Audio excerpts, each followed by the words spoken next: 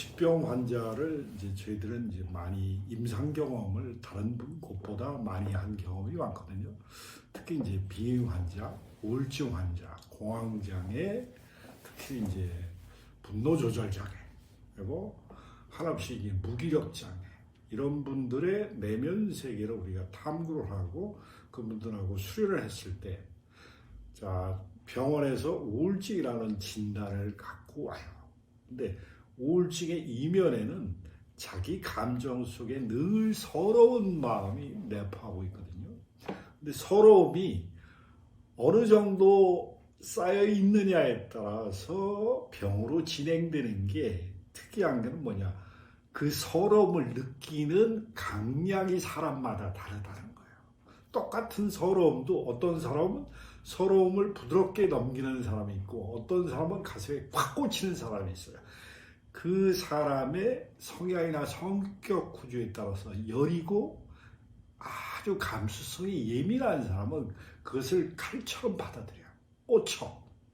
꽂히면 이게 정신적으로 그 꽂힌 아픈 마음을 되새김질을 너무나 잘하는 사람이 만성 우울증이나 공황장애나 분노조절장애나 다양한 내면 갈등이 짧으면 3년, 길으면 수십 년 동안 무의식적으로 반복하면서 자기를 방어하려는 방어 기제로서 나타나는 거라고 우리 이제 심리학적으로 설명을 해드릴 수 있는데, 이게 물리적으로는 항상 가슴과 연결이 된다는 거예요. 왜? 여리고 아픈 사람은 그게 아픔으로 느낄 때는 심장이, 특히 이제 차크라 개념으로 말씀드리면 차크라가 닫힌단 말이죠. 그러면 차크라가 닫힌다는 것은 자기를 보호하려고 하는 방어 본능이란 말이에요.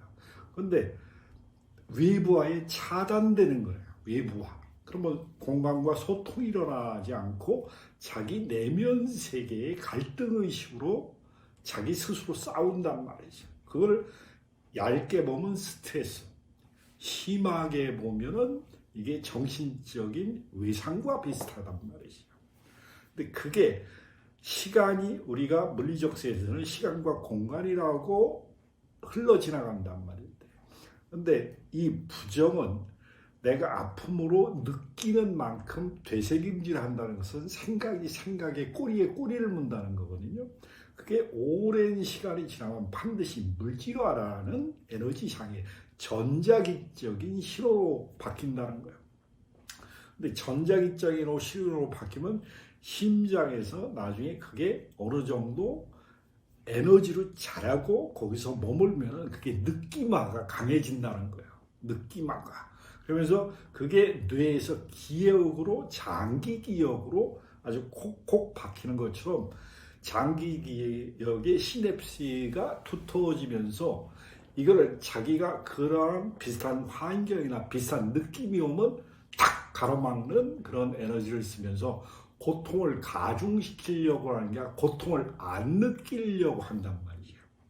고통을 충분히 느껴지면 흘러서 빠져나가는 게 우리 고통체의 본질이란 말이에요. 근데 우리는 고통 속에 머무는 그 자체가 너무나 아프다고 느끼는 기질이 잘 발달되어 있어요. 그게 아프다고 딱 내가 느껴지면 이걸 안 느끼려고 탁탁 닫아건단 말이죠.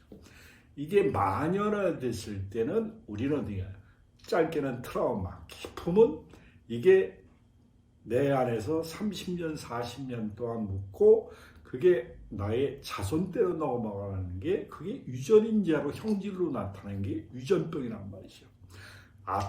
아토성 피부병, 비등 가려움증, 이런 거는 우리가 피부병이라는 것은 그 피부병을 앓고 있는 마음이 대단히 그 우리의 무의식 세계에서 내가 수치심이나 열등감, 좌절감 이런 거를 많이 느꼈을 때, 내가 아주 극심한 스트레스가 일어났을 때 자기의 세포에 트러블이 생긴단 말이야. 전기자기에 의한 트러블.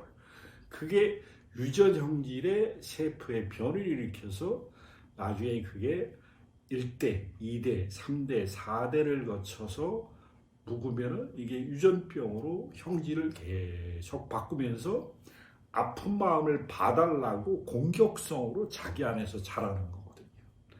이게 대표적인 유전 형질의 질병인데 그 밑바닥에는 수치심, 열등감, 불안, 초조, 긴장, 장애로 느꼈던 그 느낌이 얼마큼 증폭시켰느냐. 처음에 생각의 부정성이 결론은 부정적인 감정을 끌어들였단 말이에요.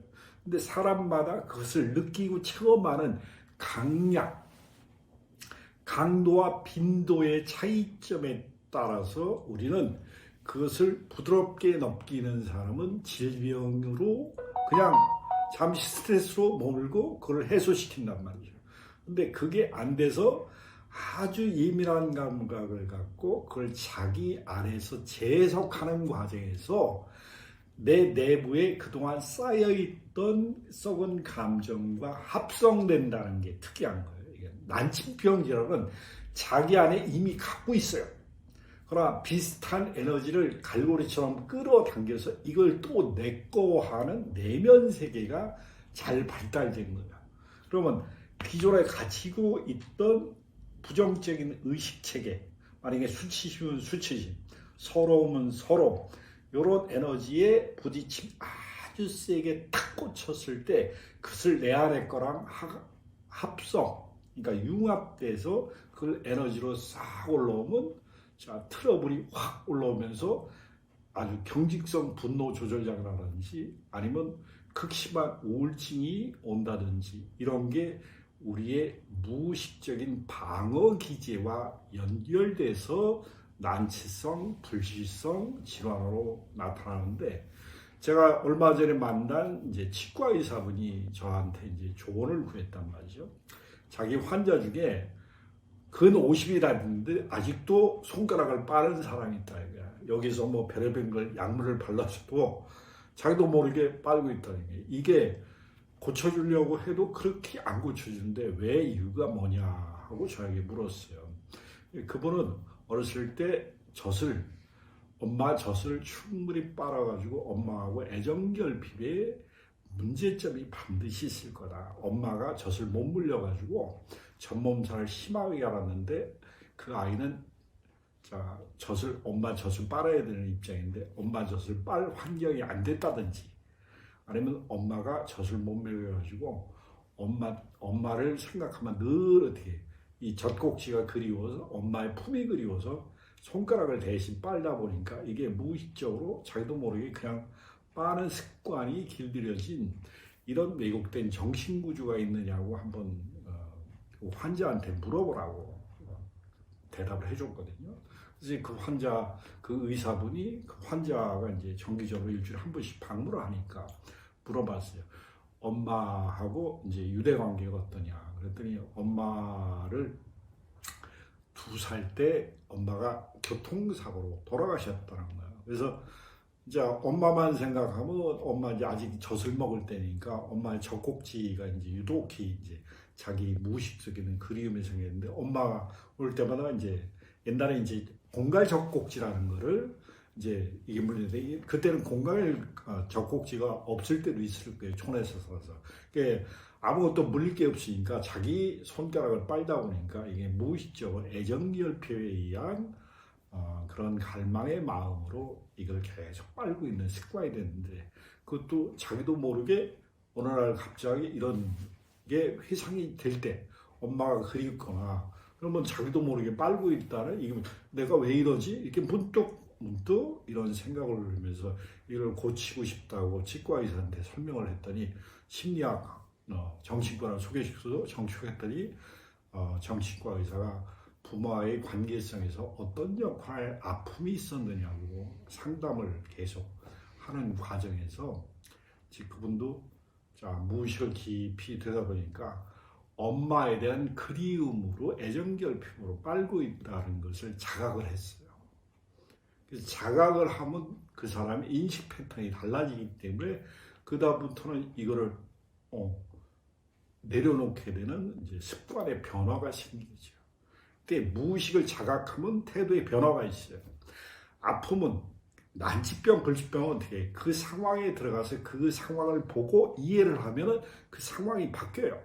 근데 그 상황을 못 보고 그대로 30년 전, 40년 전 또는 전생의 아픔을 그대로 무의식적으로 재현하면 어떻게 이 현실에서 내 삶의 태도와 무의식적인 아픔의 환경이 바꾸지 않기 때문에 이 두려움을 내가 마음의 상처로 간직하고 서러움을 간직하고 수치심을 간직하고 열등감을 느꼈던 용기로서 이걸 약간 볼 수 있는 힘을 가지고 이걸 마주하면은 현실을 바꿀 수 있는 힘이 된단 말이야. 근데 한 번, 두 번 해가지고 이게 마주해서 도망가는 경향이 강하기 때문에 최소한 4번 내지 5번 정도 마주해서 이걸 상쇄시킨다고 그래요. 상쇄시키는 것은 마주볼 힘과 마주하면 도망가는 힘을 부딪혀서 깨는 거예요. 이렇게.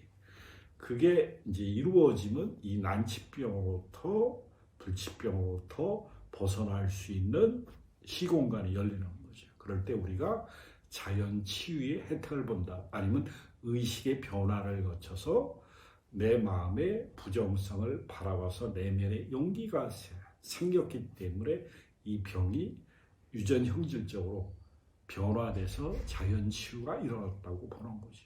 그렇다면 불치병, 난치병은 의식적 그런 마음의 상처를 치유해서 뇌에 있는 기억을 재편성해서 바라볼 수 있는 마음의 여유가 생기면 자동으로 낫는 병이라고 볼 수가 있죠. 그래서 우리가 이제 의식 세계, 정신 뒤에 우리의 무의식을 조정하는 이 기제를 바르게 이해할 때는 두려움을 뛰어넘을 수가 있지만 이걸 이해하지 못할 때는 어떻게 바라보는 자체가 고통스럽기 때문에 고통으로부터 도망가려고 하는 우리의 무의식적인 방어 기제를 모르기 때문에 그렇게 아파한다고 할 수 있는 거죠.